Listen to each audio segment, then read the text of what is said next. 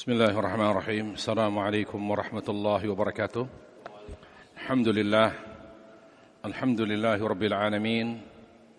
Wa sallallahu wasallam wa baraka ala nabiyyina Muhammad wa ala alihi wa sahbihi wa man tabi'ahum bi ihsanin ila yaumiddin. Amma ba'd. Alhamdulillah, kita bersyukur kepada Allah Jalla wa Ala yang senantiasa menganugerahkan kepada kita nikmat terbaiknya sehingga kita bisa selalu istiqomah di atas kebenaran, di atas tauhid, di atas sunnah. Ya, walaupun kita tidak kaya, tapi paling tidak keberkahan itu kita dapatkan ketika kita istiqomah ya dalam menjalankan agama yang sesuai dengan tuntunan Rasul sallallahu alaihi wasallam. Baik, kita lanjutkan kajian kita tentang berpakaian yang sesuai dengan tuntunan Nabi sallallahu alaihi wasallam, yaitu sampai ke poin 3 berarti kepada orang lain yang menggunakan pakaian sebalik. Ya. Pada poin 3 yang pertama bahwa Islam adalah agama yang sangat sempurna, sangat lengkap. Ya, dan Islam adalah agama yang syarat dengan doa dan bacaan, zikir. Sampai ketika kita akan memakaikan baju baru ke orang lain, ternyata ada doanya. Ada doanya. Ya, kita berkata kepada orang yang baru memakai baju yang kita kenakan dengan mengatakan ilbas jadidan wa ish kariman atau wa ish hamidan wa mut syahida. Nah, yang maksud dengan doa di sini adalah bacaan. Ya, adalah bacaan. Orang yang banyak berzikir kepada Allah Jalla wa Ala adalah yang memenuhi 4 kriteria. Yang pertama, banyak membaca Al-Qur'an. Yang kedua, menjaga zikir pagi petang. Menjaga zikir pagi petang. Yang ketiga, merutinkan zikir setelah sholat fardu. Dan yang terakhir, kata Ibnu Abbas, selalu membaca bacaan sebelum dan sesudah amal. Termasuk ini. Setelah kita mengenakan baju ke orang lain, lalu kita bilang ilbas jadidan wa ish hamidan wa mut syahida. Nah, ini termasuk cara kita untuk membuat diri kita termasuk orang yang banyak berzikir kepada Allah Subhanahu wa taala. Kemudian juga bacaan yang lain. Jadi ingat, ini istilah saja sebetulnya doa. Pada hakikatnya itu bacaan sebetulnya. Karena doa itu, sebagaimana yang telah saya jelaskan, identik dengan angkat tangan. Yaitu doa permohonan. Kalau dibilang doa, berarti ketika kita melakukannya, angkat tangan. Tapi istilah yang digunakan oleh masyarakat, bacaan itu doa. Doa mau makan, doa mau doa setelah makan, doa sebelum minum, doa sebelum tidur. Padahal itu maksudnya bacaan. Tapi diistilahkan oleh masyarakat dengan doa. Nggak ada masalah. La musyahata fil istilah. Tidak usah diributin hal terkait dengan istilah. Ya, jadi istilah yang digunakan oleh masyarakat doa. Ya udah kita ikut doa. Tapi sebetulnya hakikatnya itu bacaan. Makanya ketika kita membaca doa mau makan, doa setelah makan, doa sebelum tidur, doa setelah tidur, doa mau masuk kamar mandi, doa setelah kamar mandi, tidak perlu angkat tangan. Kemudian juga bacaan yang Nabi SAW ajarkan adalah tubli wa yukhlifullahu ta'ala. Semoga engkau dapat memakainya sampai lusuh, artinya tahan lama itu baju. Ya. Di sini berarti Nabi melalui doa ini ngajarin kita apa? Hidup sederhana. Membeli sesuatu yang kita butuhkan saja, jangan lebih. Makanya kan kata Allah, kulu washrabu ya, wala tusrifu, makanlah, minumlah, tapi jangan berlebihan. Dan Nabi sallallahu alaihi wasallam bersabda, kulu washrabu walbasu min ghairi sarafin wala bakhilah. Makanlah, minumlah, dan berpakaianlah, tapi jangan berlebihan. Dan jangan ada unsur sombong untuk memamerkan kemampuan ekonomi kita, kemampuan materi kita, yang tujuannya menyombongkan diri, itu gak boleh. Jadi kita belajar, jadi menuju kesederhanaan itu dari penampilan. Lihat Nabi mengatakan, semoga engkau dapat memakainya sampai lusuh. Gitu. Jadi kalau belum perlu beli baju, ya jangan beli gitu loh. Yang sifatnya kebutuhan primer kita penuhi. Ya kan? Yang sifatnya kebutuhan sekunder, kalau memang sifatnya menutup aurat, ya itu jatuhnya primer mungkin. Tapi kalau hanya baju kebanggaan, baju yang mahal, ya, itu mungkin sekunder. Atau bisa jadi kebutuhan yang leks, yang sifatnya mewah. Nah, seorang muslim itu kalau hidup sederhana, pertama dia hanya fokus kepada kebutuhan primer. Kalau sudah kebutuhan primer, bukan lagi suatu kebanggaan. Misalnya ini HP. Ini masuk kebutuhan apa ini HP? Buat komunikasi. Dengan ini kita bisa komunikasi dengan orang tua, dengan saudara, dengan keluarga. Bisa berbisnis dan itu sifatnya menambah masukan kita. Bisa jadi ini masuk dalam kebutuhan primer. Atau sekunder, tapi yang sudah mendekati primer gitu. Jadi bukan lagi kebanggaan. Misalnya kita beli yang canggih, karena dengan begitu kita bisa tahu tuh ketika HP kita dicuri, letaknya di mana, atau bisa data, ya kita cek di mana dia keberadaan HP-nya, ada kecanggihan di situ. Berarti itu suatu hal yang sesuai kebutuhan. Nah seperti itu. Jadi Muslim itu harus memperhatikan kesederhanaan. Makanya Rasulullah SAW ya mengajarkan kita hidup sederhana. Ya, al-badzadzatu minal iman kata Rasul. Al-badzadzatu itu maksudnya kesederhanaan. Kenapa? Karena kita kalau terlalu berlebihan dalam dunia, jatuhnya jatuh cinta.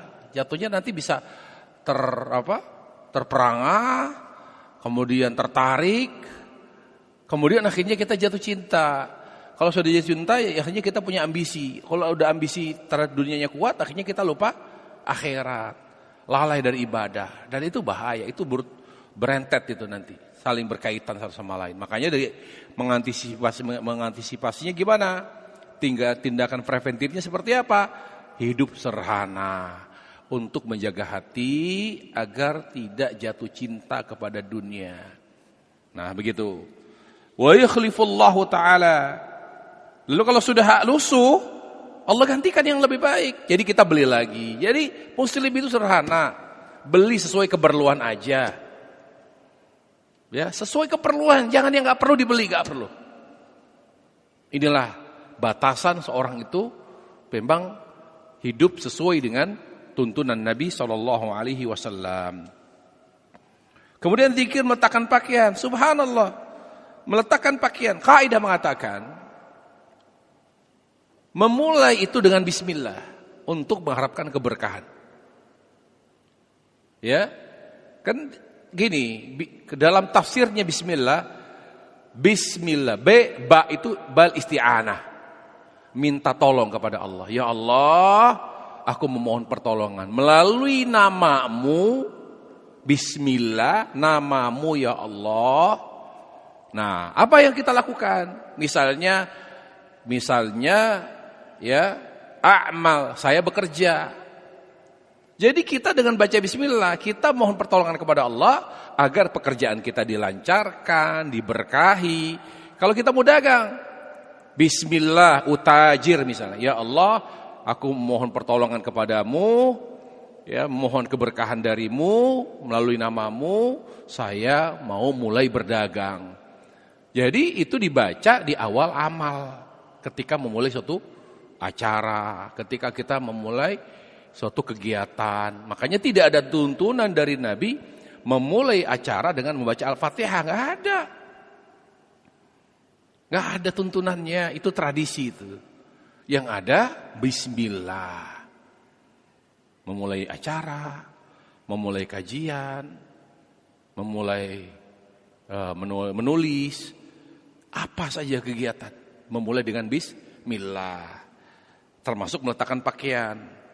Ya, jadi memulai meletakkan pakaian yang sudah disetrika, kita taruh di lemari, baca bismillah. Subhanallah, betapa lengkapnya Islam sampai bacaan letakkan pakaian di lemari, di tempat baju itu ada zikirnya, ada bacaannya dari Rasulullah sallallahu alaihi wasallam. Baik. Sekarang kita perhatikan etika berpakaian. Bagaimana Islam mengajarkan kita beretika. Ya. Kalau kita sudah bisa membiasakan diri etika dalam hal-hal yang remeh, etika makan, etika berpakaian, etika minum, maka adab itu akan terus ada. Etika itu akan terus ada.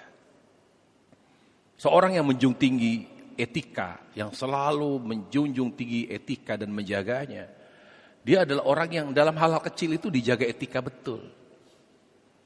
Dijaga etika. Kayak kasus kemarin bupati, warganya kena bencana, dia pergi umroh. Alasannya apa? Nazar kata dia. Dia sudah nazar. Nazar itu kan tidak terkait dengan waktu. Gak ada kaitannya. Kalau nazarnya itu menyakiti hati masyarakat, jangan dulu dilaksanakan. Jangan menjadikan nazar sebagai kambing hitam. Nabi SAW bersabda, man nadhara fi ta'atillah, siapa yang bernazar dalam ketaatan falyafi, laksanakan kata Rasul. Wa man nadhara fi ma'siyatillah fala yafi. Kalau nazarnya enggak benar, enggak pas, jangan dulu dilaksanakan. Jangan enggak saklek kayak gitu. Kenapa kok sampai ada warganya yang meninggal, ya, yang masih kelaparan, belum tertangani secara cepat, listrik mati, gelap, gulita, bahkan sebagian masih berjibaku dengan banjir. Kok bisa umroh? Ini tahu kenapa? Etika itu tidak diperhatikan. Kenapa? Karena sehari-hari yang kecil-kecil nggak diperhatikan. Dia tidak memperhatikan etika-etika yang kecil-kecil. Wallahi kalau yang kecil dia bisa menghadirkan etika, hal besar dia tahu, oh ini tidak pantas saya berangkat. Saya tahu ini pantasnya bagaimana, ini pantasnya. Jadi kita sudah tidak bicara hukum lagi kalau sudah bicara etika. Makanya etika itu tidak terkait dengan dosa, tapi kesempurnaan pahala. Kenapa kita perlu adanya etika dan adab? Agar pahala yang kita dapat dari suatu amal itu menjadi lebih sempurna. Jadi adab dan etika itu sifatnya menyempurnakan pahala. Adab dalam sholat. Kenapa kita tidak boleh mengadahkan wajah kita ke atas? Itu kan gak punya adab. Allah dan Rasul menyuruh ke tempat sujud, kita nengok kemana-mana. Seolah-olah gak fokus. Gak ada adab. Kan gitu. Baca Quran boleh tidak telanjang? Gak ada masalah. Tidak berpakaian sama sekali di saat baca Quran, gak ada masalah. Tapi adabnya bagaimana? Jadi muslim yang baik itu, dia tidak hanya membahas, mempermasalahkan hukumnya boleh atau tidak boleh. Muslim itu sudah levelnya sudah memperhatikan adab. Makanya ulama mengatakan wanita tidak pakai kerudung baca Quran gak ada masalah, boleh. Bahkan hanya pakai BH sama celana dalam boleh baca Quran, boleh. Syarat menutup aurat itu hanya pada sholat. Syarat menutup aurat itu hanya pada sholat. Kata Allah Jalla wa Ala, khudhu zinatakum inda kulli masjid. Kenakan pakaian terbaikmu yang menutup aurat ketika akan mengerjakan sholat. Masjid di sini maksudnya sholat. Menutup aurat gak berlaku di baca Quran. Menutup aurat gak berlaku di wudu. Jadi kalau kita dalam keadaan telanjang berwudu gak ada masalah. Tapi adabnya, para nabi itu hebat. Dimuliakan Allah. Karena diantaranya apa? Mereka punya adab. Mereka punya adab. Sampai ada bab bab boleh mandi telanjang bulat, sampai Imam Bukhari ya membawakan beberapa hadis Rasulullah sallallahu alaihi wasallam mengambil kesimpulan bab boleh mandi telanjang namun lebih afdal masih menutup aurat gitu. Apakah masalah kalau kita mandi tanpa selai pakaian pun? Enggak ada masalah. Jadi kita ini sudah enggak boleh lagi bicara melakukan perbuatan yang enggak boleh. Enggak berkah hidup kita. Orang berkah itu, lihat perhatikan. Orang hidupnya berkah itu, dia tidak hanya berbicara memfokus pada boleh atau tidak boleh, apalagi masih bermaksiat, masih suka melakukan perbuatan haram, itu udah pasti enggak berkah itu. Indikator orang hidupnya berkah, fokus utamanya adalah mana yang pantas dan mana yang tidak pantas. Itu fokus orang yang berkah hidupnya. Udah bukan lagi masih bersinggungan dengan yang haram, udah enggak lagi dia. Dia belajar untuk mengenal hukum haram dan yang boleh dan tidak boleh. Tapi kalau dia meningkat terus hidupnya, keberkahannya terus meningkat, dia sudah levelnya udah, ini pantas atau tidak ya? Oh, enggak pantas ah. Ini layak atau tidak layak? Sudah levelnya memperhatikan etika. Etika, dia nongkrong di pos kelamaan berjam-jam. Pantas enggak saya nih? Sudah jenggotan, duduk, nongkrong, ketawa-ketawa, berjam-jam. Sampai tengah malam. Wah, enggak pantas. Basa-basi aja duduk, ngobrol, basa-basi. Mohon izin ya, saya ada perlu atau mau istirahat. Selesai. Itu dia hidupnya berkah. Yang selalu menjunjung tinggi etika dalam segala hal. Etika. Saya pernah makan bareng dengan ulama. Jadi saya diajak oleh seorang ulama besar Saudi nama Syekh Abdullah Jibrin. Ayo Jazuli kita ikut kondangan kata dia. Udah gitu ini ulama besar, saya naik mobilnya Lexus gitu. Kalau di sini kan enggak ada Lexus nih. Ya, lari 200 km. Dia kata dia, Jazuli kalau kamu mau kalau kamu pegel tinggal pencet aja. Saya pencet. Jadi ada pijatnya gitu. Wih, subhanallah. Terus kalau kamu terlalu silau kamu tutup aja pencet nanti seret gitu. Wih, luar biasa saya bilang. Saya 200. Allahu Akbar. Tapi enggak terasa tuh. Suspensinya juga enak gitu. Sampai sana disambut, pakai pedang. Gitu. Memang ulama ya beda ya. Akhirnya saya makan bareng kambing segede gini, kambingnya tengah-tengah makan. Dihajar sama Pepsi. Nikmatnya. Tapi setelah langsung ditegur saya. Mais, enggak boleh, mais lah. Jadi bagi orang Arab tuh aib kalau sampai makan Pepsi sampai enggak boleh. Jadi keluar. Tidak boleh. Sendawa depan orang enggak boleh. Sampai begitu aja. Kalau di kalangan ulama, orang-orang yang berpendidikan itu di sana, itu sahabat perhatikan adabnya itu. Jadi kalau Pepsi, saya nggak tahu orang Saudi kok nggak sendawa ya. Mereka itu kalau nggak Pepsi nggak minum mereka. Kalau makan dorong itu Pepsi yang beralkohol, beralkohol lagi bersoda. Ya maklum lah, nggak terbiasa yang beralkohol. Soda gitu, itu memang buat dorong minyaknya yang ada di nasi itu, nasi mandi itu. Gitu. Akhirnya saya ditegur gitu, nggak boleh di sini. Mana adab katanya, ini nggak punya adab katanya. Oh baik, makasih. Gitu, sampai begitunya. Level orang yang punya ilmu itu bukan hanya boleh atau tidak boleh, tapi adab. Ya adab gitu, adabnya. Ya banyaklah, saya nggak mungkin singgung ya. Tapi intinya adab itu kita junjung tinggi gitu ya. Baik, coba dibaca etika berpakaian.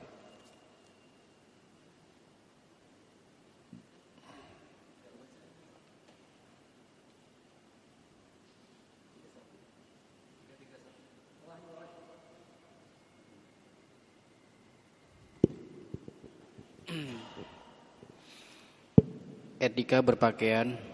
A. Mengenakan pakaian mulai dari kanan. Rasulullah SAW bersabda, "Idza labistum wa idza tawaddatum fabda'u bi ayaminikum." Jika engkau memakai pakaian dan berwudu, mulailah dari kanan. B. Menghindari pakaian mahal dan mewah. Sebaiknya seorang menerapkan hidup sederhana dalam segala hal, termasuk dalam hal pakaian. Kesederhanaan dalam berpakaian telah Rasul tekankan dalam sabdanya, barang siapa yang menghindari pakaian mahal dan mewah, ialah sebab tawadu karena Allah. Meskipun ia mampu untuk membelinya, maka Allah akan memanggilnya pada hari kiamat kelak di hadapan seluruh makhluk, sehingga ia ditawarkan untuk memilih pakaian-pakaian perhiasan iman yang akan dia kenakan. Penjelasan. Syekh Abdul Aziz Nida menghindari pakaian mahal dan mewah karena tawadu. Maksudnya agar seorang muslim benar-benar terhindar dari sifat sombong dan sebab-sebabnya, sehingga dengan begitu ia senantiasa menjadi orang yang tawadu dan juga terhindar dari sikap israf atau berlebihan dan dari kedengkian orang lain. Sudah sepatutnya seorang muslim menerapkan kesederhanaan selama hidupnya agar terhindar dari hal-hal yang negatif, senantiasa berorientasi kepada akhirat karena terinspirasi oleh sabda Nabi SAW, kesederhanaan adalah bagian dari iman. Ya, sebagaimana yang saya sampaikan tadi. Kemudian yang C, lanjut terus. C.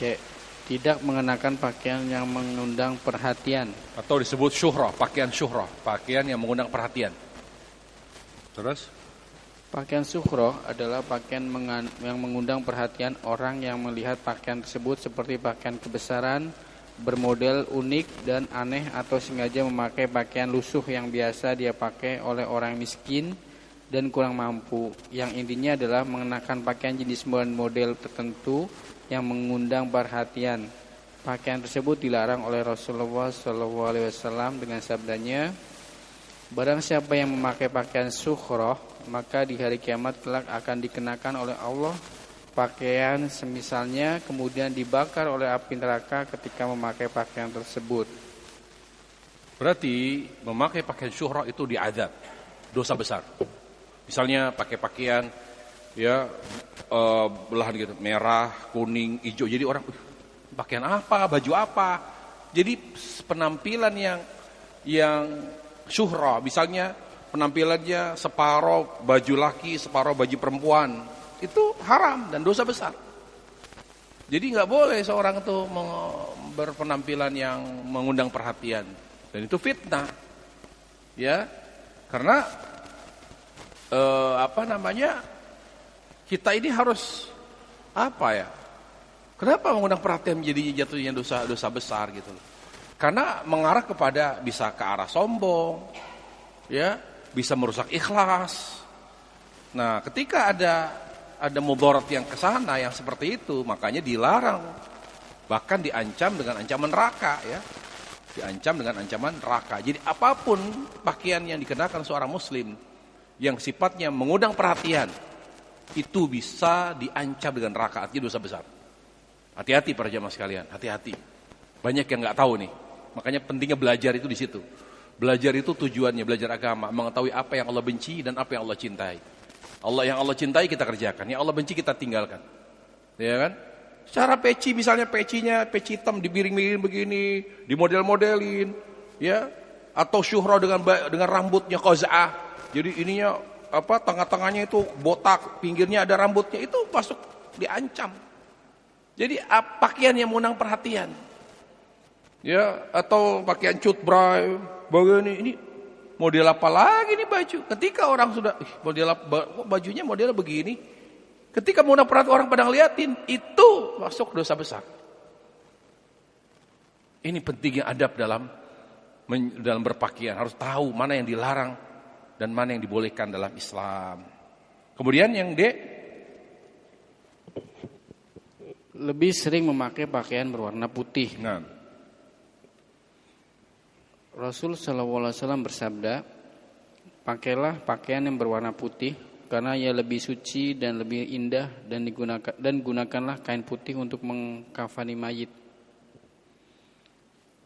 Penjelasan, Syekh Abdul Razak Al-Abad berkata, pada hadis tersebut terdapat anjuran dari Nabi SAW untuk senantiasa memakai pakaian berwarna putih polos atau yang bergaris-garis, sebab pakaian warna putih adalah pakaian lebih baik daripada pakaian berwarna lainnya. Dan yang menyebabkan pakaian warna putih sebagai pakaian terbaik karena Nabi menyebutkan alasannya di riwayat lain dengan sabdanya, karena ia lebih suci dan lebih indah. Selain itu ia menganjurkannya karena beliau suka mengenakan pakaian putih. Ya, jadi sunnah Nabi sallallahu alaihi wasallam memakai baju ya yang berwarna putih. Baik putih polos maupun putih yang bergaris-garis.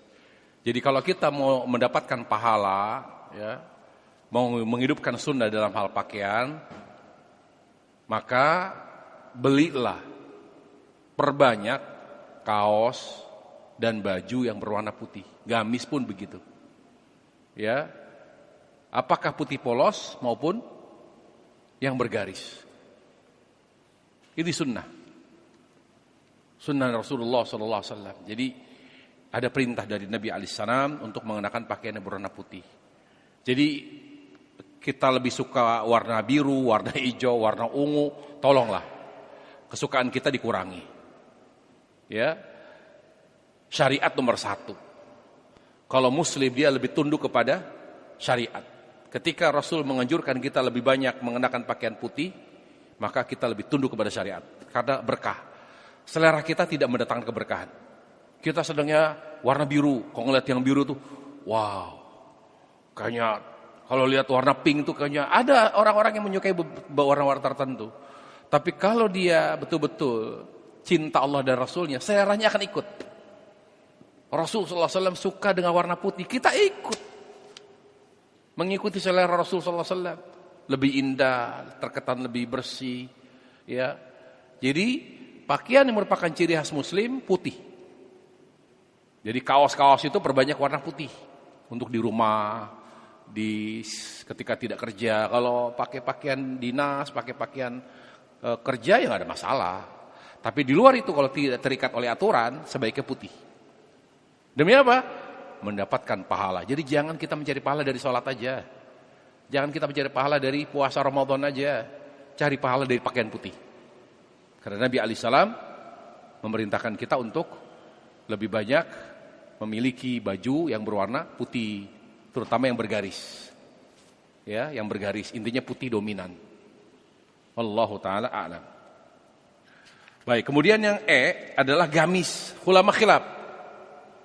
Apakah gamis itu sunnah atau tidak? Sebagian mengatakan sunnah.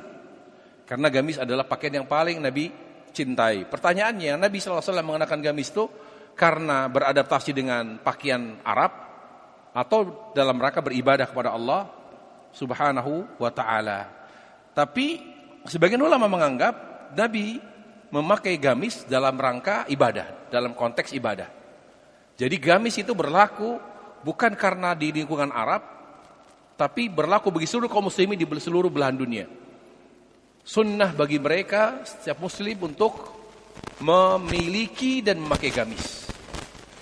Karena yang paling praktis itu baju itu, pakaian itu gamis. Paling enak deh. Ya paling praktis dia. Tapi kalau naik motor gimana? Ya tinggal diangkat aja, nggak apa-apa. Kan dalamnya ada bawah dalamnya. Ya kan? Kalau untuk sholat dia nggak pada kedodoran, nggak ribet dia. Paling enak sholat tuh, terutama sholat dengan menggunakan gamis. Nah, kaidah Pak ikhwatul iman. Perkara sifatnya duniawi, pakaian, ya apa saja, dia tidak dikatakan ibadah atau sunnah sampai ada unsur ta'abbud. Nabi SAW memakai gamis, apakah dia sunnah? Sebagian mengatakan tidak sunnah, karena Nabi berpakaian gamis itu, memakai gamis bukan dalam rangka mendekatkan diri kepada Allah. Jadi apa yang Nabi lakukan secara dalam urusan dunia, dia tidak dikatakan sunnah sampai ada unsur ta'abbud. Makanya kata ulama, ketika Nabi SAW pakai gamis karena menyesuaikan, kata ulama, tidak, dia ada unsur ta'abbud. Ya, berarti tidak hanya gamisnya, di mana Nabi SAW memakai gamis karena menyesuaikan dengan pakaian bangsa Arab. Berarti ketika kita berpakaian menyesuaikan pakaian masyarakat setempat, misalnya dengan menggunakan sarung, memakai peci hitam, memakai baju koko, justru itu termasuk sunnah. Ya, jadi ada unsurnya, motifnya apa Nabi sallallahu alaihi wasallam? Ya, beliau memakai pakaian yang menyesuaikan pakaian masyarakat setempat, itu sunnah. Maka dengan kita memakai pakaian menyesuaikan pakaian masyarakat setempat termasuk sunnah. Sunnah Rasulullah SAW. Tapi sebagian ulama menganggap Nabi memakai pakaian gamis bukan karena menyesuaikan saja, tapi memang dalam rangka beribadah kepada Allah. Jadi kalau kita pakai gamis, banyak orang nggak pakai gamis bilang. Tapi Ustaz, bagaimana kalau kita di kampung pakai gamis sendiri dilihatin orang? Itu bukan syuhra. Gamis itu bukan syuhra, karena semua orang udah pada ngerti, di kampung pun sudah ngerti itu. Oh, ini pakaian bukan lagi sesuatu yang menarik perhatian, karena dia bukan pakaian aneh gitu loh. Jadi kita ketika pakai gamis dimanapun, ya, di rumah, di tempat kita tinggal, di kos misalnya, lalu ke masjid pakai gamis, itu sunnah.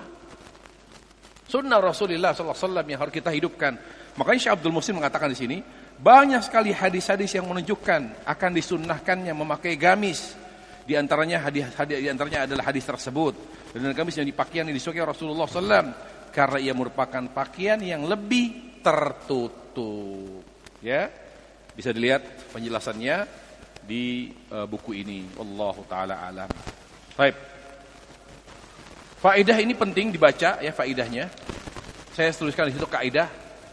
Sorban, selendang, apakah itu sunnah? Di situ ada kaidahnya, saya sebutkan, ya. Dan dijelaskan oleh Syekh Abdul Razak Al-Abbad. Sampai sini ada pertanyaan. Sebelum kita maghrib sudah belum? Belum ya? Baik. Ada pertanyaan, silakan. Selamat.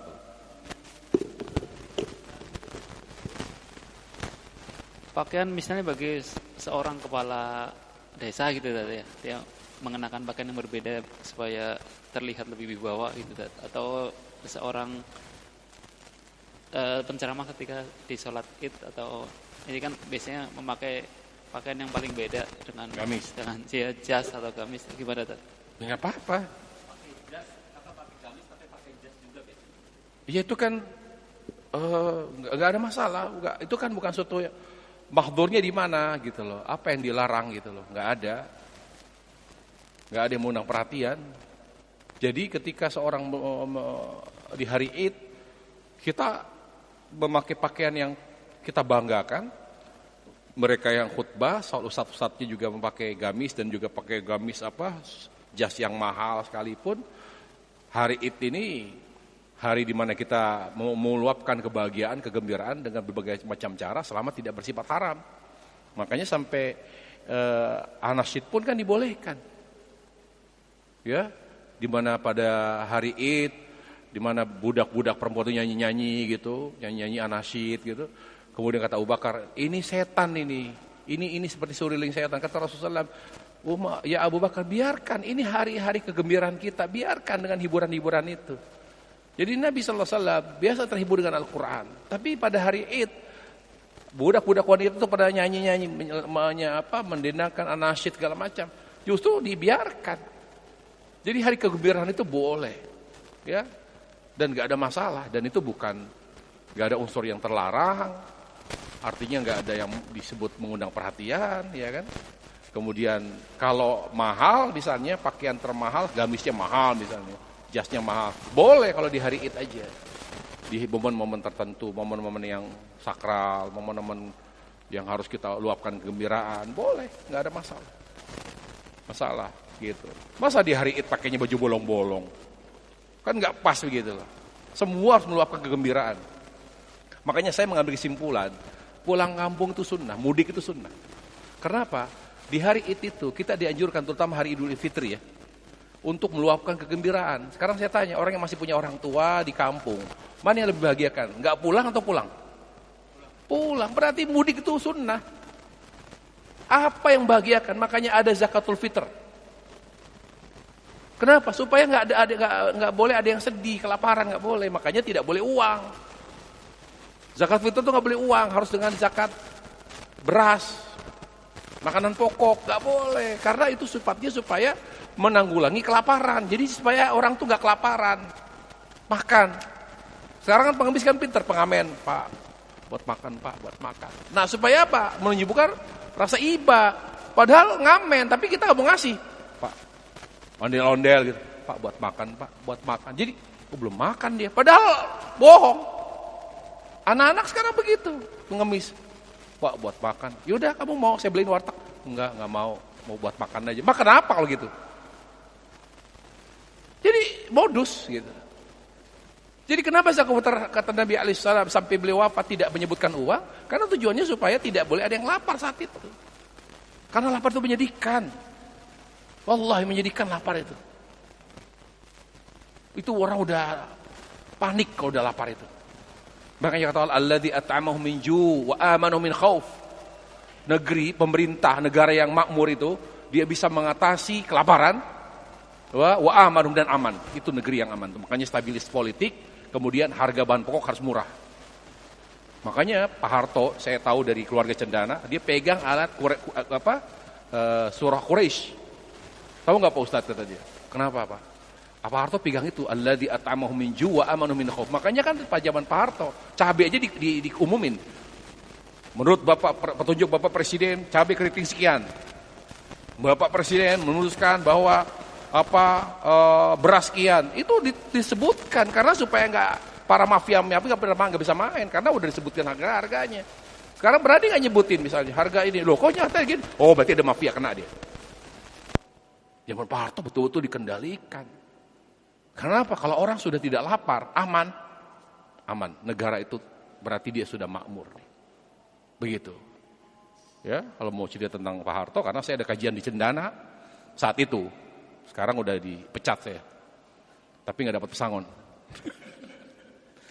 Baik, subhanakallah bihamdik, syada la ilaha illa anta, astaghfiruka. Assalamualaikum warahmatullahi wabarakatuh.